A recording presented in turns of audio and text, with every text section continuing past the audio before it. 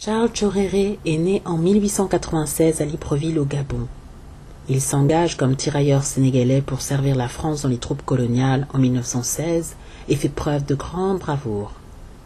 En 1922, il est l'un des rares Africains à être promu officier en raison de sa brillante conduite. Son excellence lui permet de gravir les échelons militaires rapidement. Naturalisé français en 1940, le capitaine Tchoréré dirige sous l'occupation des troupes mixtes. Il se trouve en effet à la tête de la 7e compagnie du 53e régiment d'infanterie coloniale mixte sénégalais. Il est très estimé des autres officiers et cadres européens placés sous son commandement.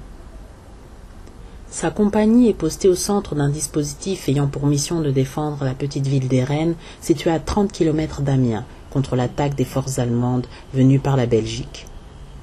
Fait prisonnier après avoir livré une farouche résistance, il refuse de mettre les mains sur la tête et demande à être traité comme tous les officiers blancs.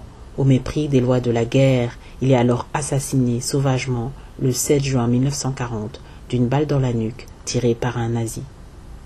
Son corps sera ensuite broyé sous les chenilles d'un char allemand. Le capitaine Charles Tchoréré est devenu un symbole de l'engagement et du courage des 80 000 soldats africains qui combattirent pour la France et le monde libre durant le mois de juin 1940. Charles Tchoréré était l'auteur d'un rapport sur la promotion sociale des sous-officiers indigènes qui a été adopté dans la plupart des unités africaines. Un mausolée a été construit à Hérène en mémoire de son courage et de son sacrifice. Une artère de la petite ville a été rebaptisée avenue Capitaine Tchoréré. En 1962, un timbre-poste gabonais lui a été dédié. Et au Sénégal, un établissement militaire de Saint-Louis porte son nom.